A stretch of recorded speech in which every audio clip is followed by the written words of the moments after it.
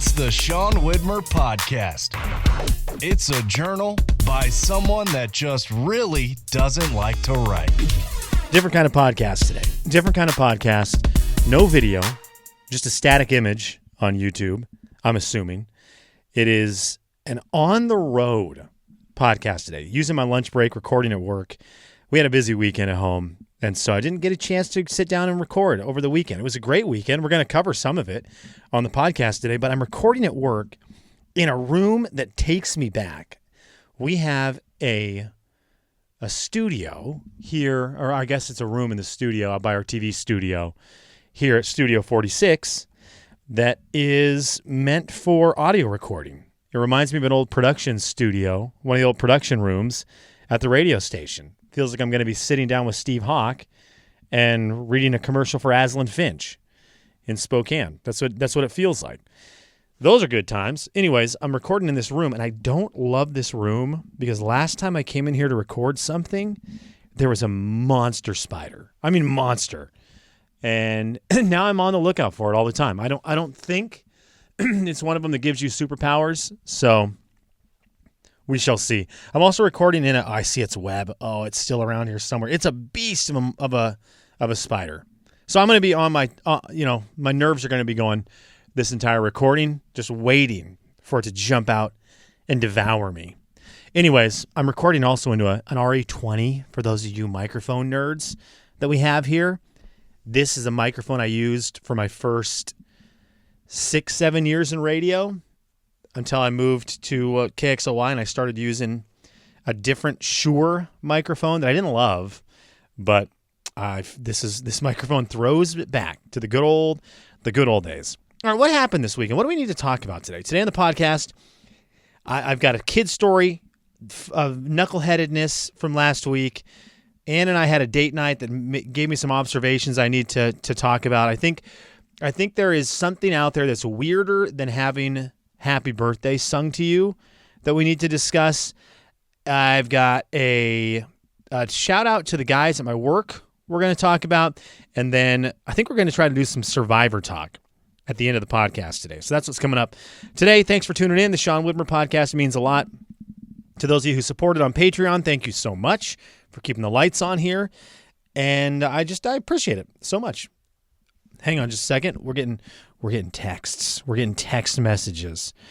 Oh, it's just lunch requests. Lunch requests. It's a good group that's going to get lunch. Got the request from Landers, Renner, and Blake going to get lunch, going to get burgers. I got a podcast to do, and then I got to run out and do some actual work stuff. So I'm going to have to say no to that. Okay, so let's do a kid story first. I talked about this on Patreon, I believe, if you went over there and saw the video. But I wanted to bring it up here because something that I've realized in my life, I listen to a lot of podcasts where guys are my age, and so they have kids. And because of that, you inevitably get kids' stories. I'm also on that part of Instagram and TikTok that has a lot of parents stuff in it, and it's also relatable, right? You see someone post something about their kids, and it's a story of this happened, and I can't believe this happened, and everyone goes, oh yeah, that happens to me. And they're all very relatable stories and a funny look at a relatable story. And I realize every time I tell a kid's story, it's not relatable. It's just a one-off that's just me. So I'm a little worried about that, and I think this might be one of them. On Thursday, I had the opportunity to get to drive my kids to school, which is something I really like doing. And it's just, I don't know, it's kind of fun. When we get to the school, the driving them to school part is whatever.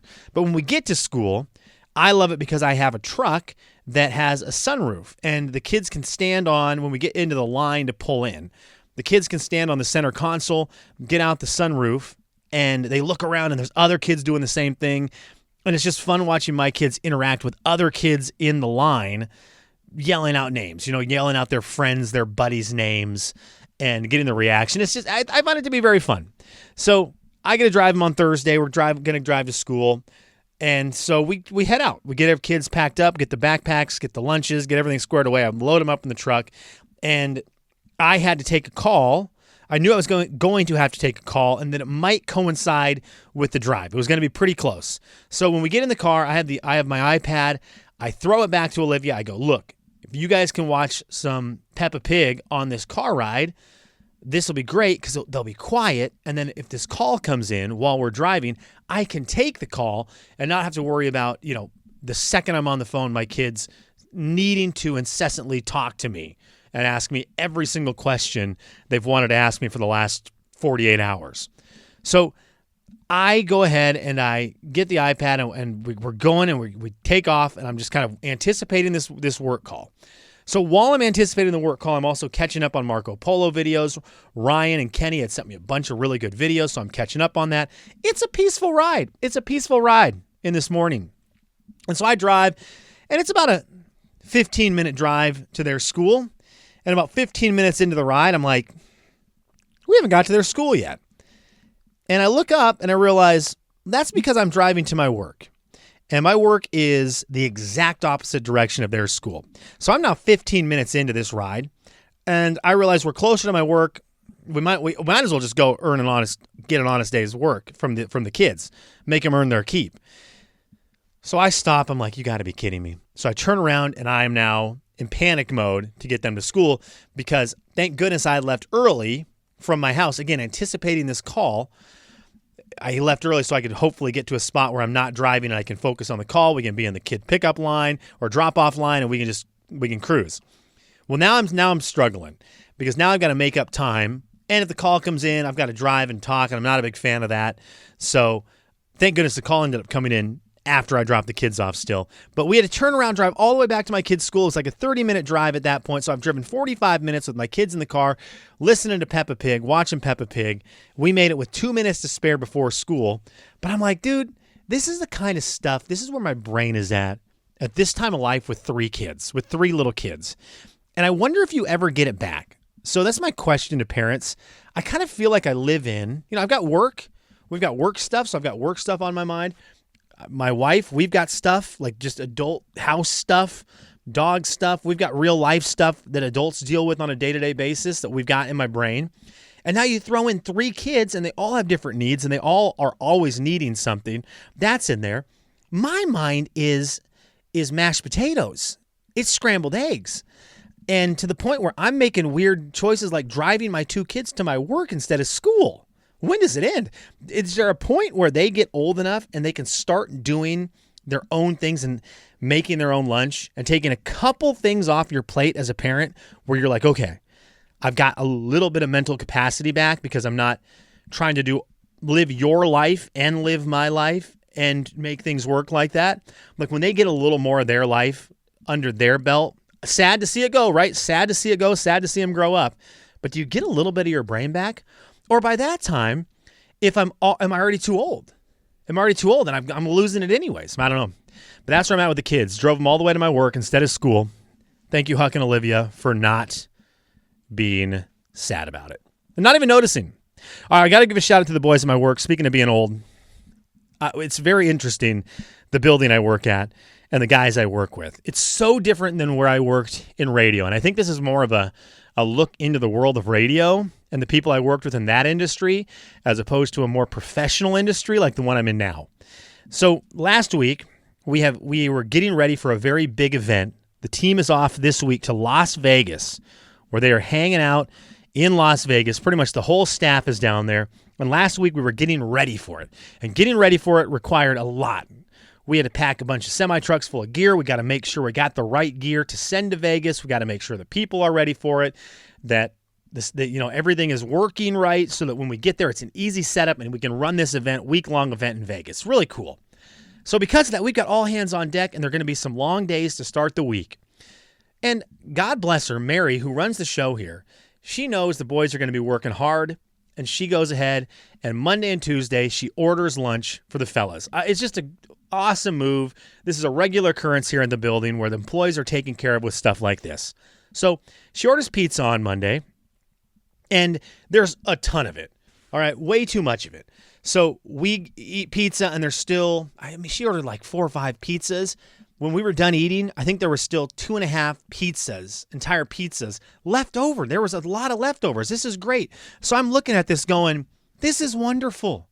We got leftovers for the week. Now, in radio, had there been 2.5 boxes of pizza, and I wish I could have called Kevin right now to verify this, or Jaybird, or TC, like anyone, Steve Hawk, anyone would verify this.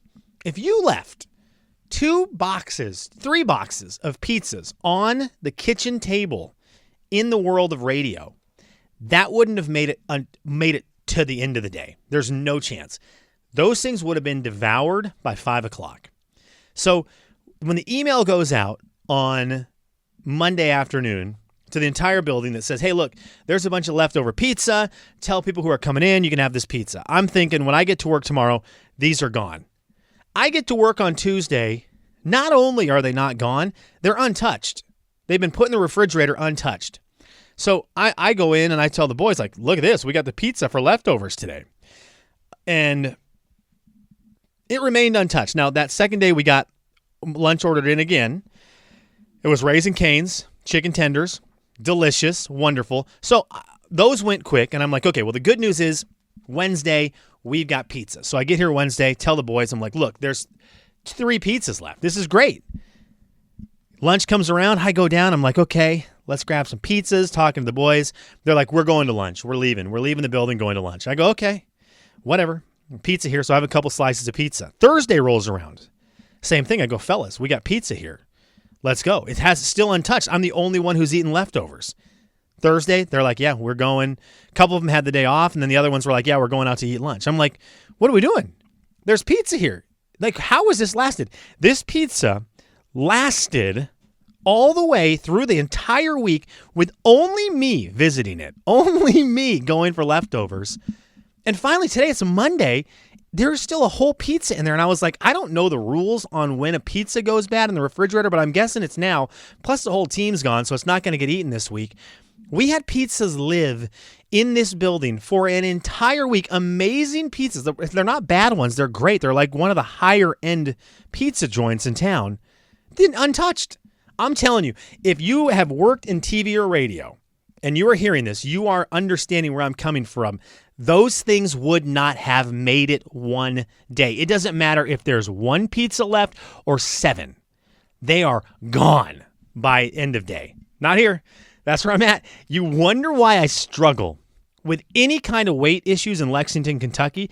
It's because I can still eat radio style, and there's an overabundance of opportunities here. Because anytime someone gets food delivered here, there are leftovers, and I grew up clawing for leftovers, fighting off other urchins in the radio world like me, fighting for scraps, fighting for leftovers, moving my office closer and closer to the kitchenette so when that text came out or that email came out, I could be the first or second into that room. Because the second in the radio world, the email goes out that says there is food in the kitchenette, the entire building is in that room. First come, first serve, good luck. And no one is being gracious and saying, okay, let's split it between everyone. It's first come, first serve. If you weren't there first, you don't eat. So that's where I'm at. Okay, I wanted to mention this real quick before we talk Survivor. I think Happy Birthday kind of goes down as the joke with this. And you're on the Instagram, you're on TikTok. You'll see the posts about this. Relatable. When someone sings happy birthday to you, what are you supposed to do? I think I've talked about it on the podcast. What are you supposed to do? Do you sing along? Do you just sit there? Do you clap? Like, it's a weird moment. It's one of the weirdest moments in life, having someone sing happy birthday to you. But I have another one that's on that list, and I got to experience it Friday night. And it needs to be addressed because it is weird, and I don't know what you're supposed to do.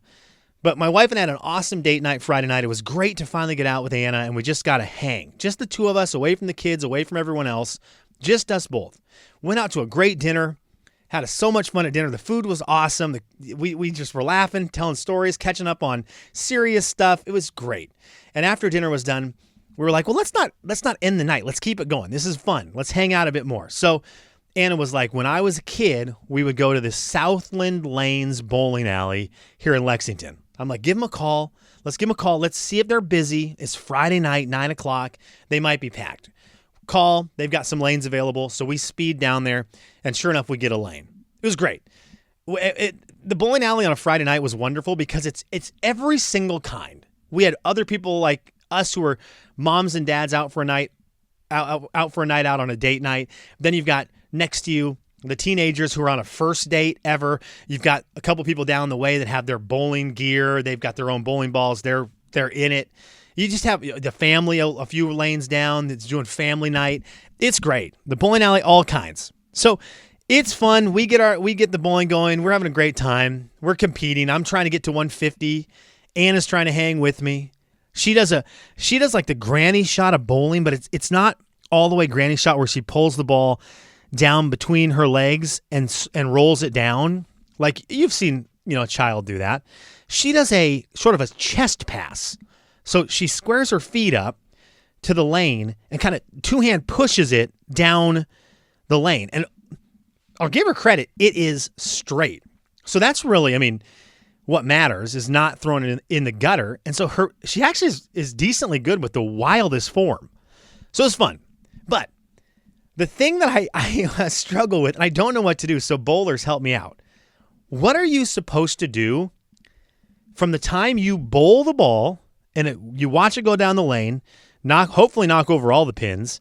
What are you supposed to do from the time you bowl it and see the pins go down and walk back to retrieve the ball for your next bowl?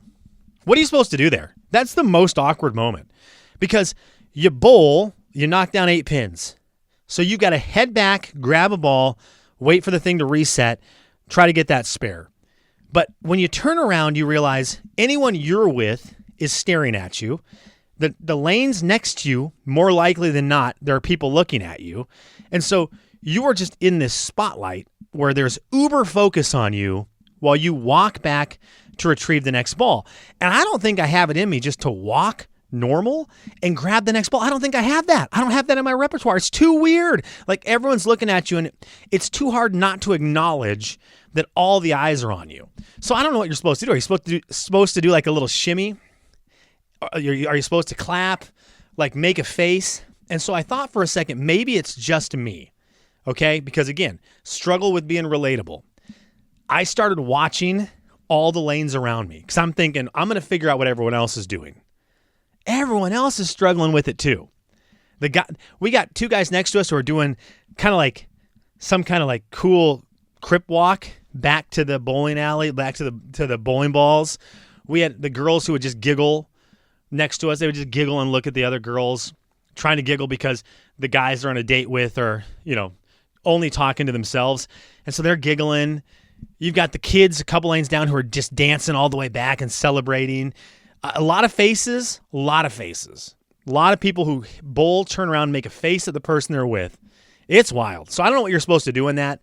It needs to be addressed. The bowling alley's got a lot of weird stuff going on in the screen above the bowling lanes. Like maybe just a little screen that says, here at Southland Lanes, when you turn around and walk back, give a thumbs up. I don't know. Just give me something to do. So then I can blame it on something else. All right, let's talk some quick Survivor. Wrap the podcast up. Last Thursday, Survivor Season 48 kicks off Episode 1. Spoilers for those of you who did not watch. I think it was a good first episode. It's hard in the first episode to really get a feeling for the season because you just don't really know what you've got. A lot of the people you watched on Wednesday, you may have been like, I don't like them, or I like them. And when we revisit that in 3-4 weeks, it could be a completely different story. Someone you thought was going to be great could stink. Someone who you didn't even notice could be your favorite Survivor cast member of all time. It's really hard on week 1. But here's one thing about this season's week 1 that I was happy about. They eliminated someone who didn't need to be on the show very long. Stephanie gets eliminated, and she had a weird aura to her, an aura that's been on a lot of Survivors. There's nothing wrong with it. It's just we've seen enough Survivor at this point to know that person is not going to win. Okay, that person's not going to win. Her attitude is not going to win Survivor.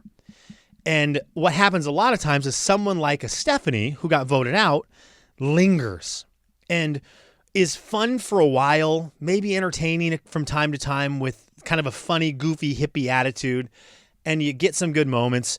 But then you get to a point in the season where you're like, why is she still on? And now she just becomes somebody who is being carried along to the finish line as someone who's not going to get votes. And that's the worst. So seeing week 1, someone who could be that person who's just kind of the GOAT in not the good way, carried to the end, seeing them eliminated and taken off the table, that's great. That's great for the long-term Survivor viewing for season 48. So I'm rather excited about that. I thought that was good. I just don't know who stood out. There was a couple moments where I thought people were going to stand out, and then it turned. Joe, firefighter Joe, seemed like he was going to be the guy. And then he fell into the trap that I just really dislike. It's something I don't like on reality shows. This is a Sean Widmer flaw. Without a doubt, this is a Sean Widmer flaw. This is not a good character trait. I wanted to cheer for the gal who is the hockey player, younger, seemed great, was gonna now is kind of with Joe. She has autism. Okay, fighting through that. That's cool. I respect it. It's great. There's a lot of people who have come on Survivor who have stuff going on, and it's so interesting to see how Survivor changes their outlook on life and on their struggles or something. Sometimes this one isn't with her situation, but you'll get some people who come in who think they have struggles. It's normally people who are spoiled brats, and they'll come on Survivor and you'll hear at the end like the new outlook they have on life, and it's great. But you'll get people who have like things like this gal who has autism, who come in and they face it, and it's really cool. My problem becomes I don't like when it takes over the game. I don't like that. I don't like it on American Idol, The Voice, Survivor. I'm here to watch the game, okay? I'm here to watch the challenges. I'm here to watch the social part. And what I don't love is when someone like Joe is now taken out of the game because he now feels for this gal with something that is serious and is impressive to be out on the island, but it is going to affect someone who could have been a great player because he said, I don't even care if I get voted off. I'm here for her. She's going through this. Again, character flaw on me for sure, but I'm a purist and I want maximum for me. I'm selfishly watching this show. And just like with America's Got Talent was a big one. I always made fun of it. I don't want to watch America's Got Story. You might have a great story. I'm not watching that show. I'm watching America's Got Talent. If anyone won, I wanted it to be solely based off the talent. I didn't care what they had going for them or against them. I don't care. I just want them to win based on what I think the show is going to be. So the one thing I was bummed out about, I think I'm going to dig this chick as it goes forward. I just really hope they don't fixate on the fact that she has autism and they use it. I just don't want them to use it as a reason for her to advance further or to take other people like Joe out of the game. I want it to be addressed. I want it to be an awesome opportunity for other people who struggle with something to be like, look, this is really cool. And like, look how she's facing this. And I loved where she was talking to Joe and she's like, look, when I start to grab my hands, like, come just hold me. I loved that part of it. I love that. I just don't like the part where he suddenly is out of the game and he's like, look, I'm pretty much going to take a bullet for her. Because he's a really good character. And I want him to get to play Survivor just based on Survivor. Anyways, there's me. Bad take, probably. But that's how I watch the shows. And it's, again, character flaw for me. I thought it was a good episode, though. I don't know who I like right now. Give me 2 more weeks to really solidify who I like. I thought I was going to like the pizza guy. He didn't say enough. He kind of might just be a follower. I don't think he's got it. The David guy, the big strong guy, is going to be hilarious.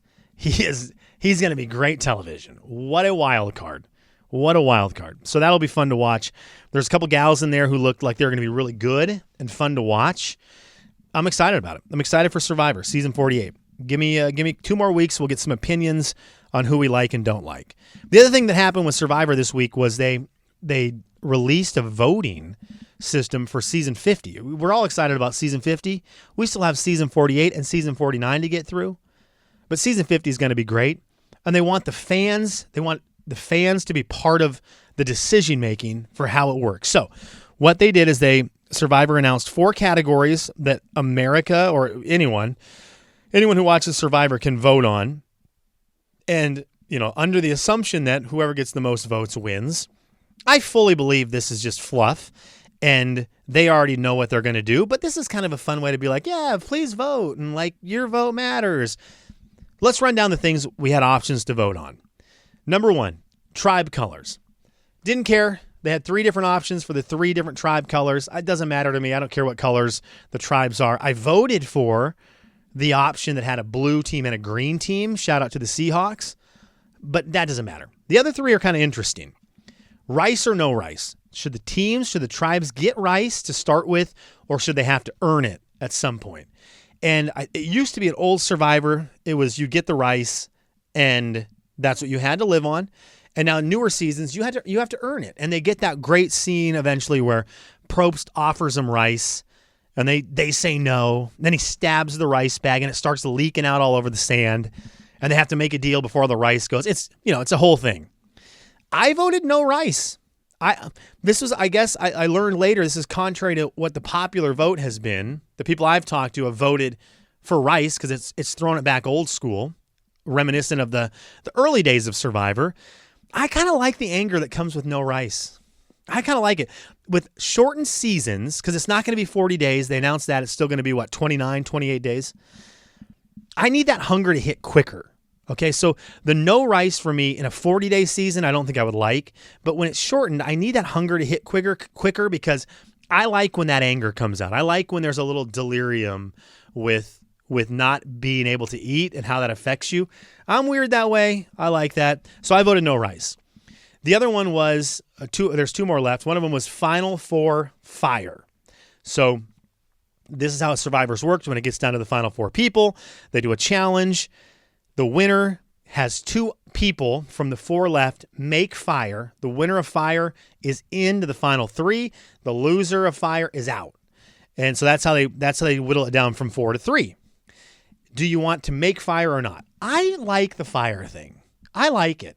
I think it's an extra strategy piece. I think it gives people who didn't play as great of a game, like played a good game but not a great game, I think it gives them that chance to put themselves in fire, make it and earn some votes that way.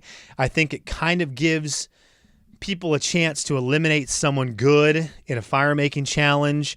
I think there's strategy from the person who wins that final challenge. I think there's such a fun strategy of, do I give someone a chance who's neck and neck with me?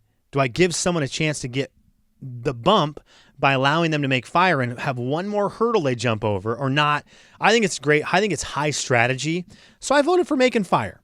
And then finally, the last thing you could vote on was, do they do the final reveal of the winner in LA like they used to, or on Fiji like they've been doing for years? I'm assuming everyone and their mom's going to vote for the reveal in LA. There's something cool about that. It's so fun. The way they do it now is they vote for the winner, and then they just keep the cameras rolling. Jeff Probst reads the votes, and they celebrate, and they do the post-season wrap-up. They do it right there in Fiji, right after the final vote's taken place.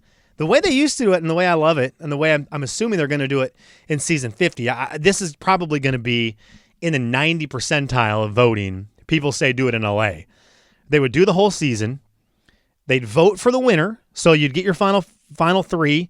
Final 3 plead their case. The jury votes for the winner. Probst would seal up the votes. He'd walk off of the final tribal council or the tribal council set, and then he'd keep walking. They'd cut it, and he'd keep walking, and his walk would go off of Fiji, and he'd walk back in, and it would be in L.A. live the night of the finale, and he would read the votes live. These people wouldn't have known for months if they won Survivor or not, and they read the vote live. And I like it for a couple reasons. One, I like the chance for people who were on the season to have processed their whole season before they start talking about it when Probst asks them questions. Because when they're in Fiji, they've been in Ponderosa, they haven't really had a chance to think about the season. So when he's asking questions, there's still kind of a knee-jerk reaction. When they've been off the island, away from it, they get to watch the show, so they get to see things that they didn't know about. They get to see lies. They get to see things where people were crafty. I love that they approach it in LA with a different mindset, with a lot more lot more thinking behind it. So I want that part for LA, but I also love how different they look. So they're on the island. We see them sitting there. They've all lost so much weight. They're all unkempt. I love when they come to LA, it's been 9 months later, and you get to see them 9 months in the future, the contestants with their new looks and everything. It's great. I love it. So I voted for LA. Survivor's back. I love it. Okay, this podcast has been 30 minutes. I got to go. Thank you for listening.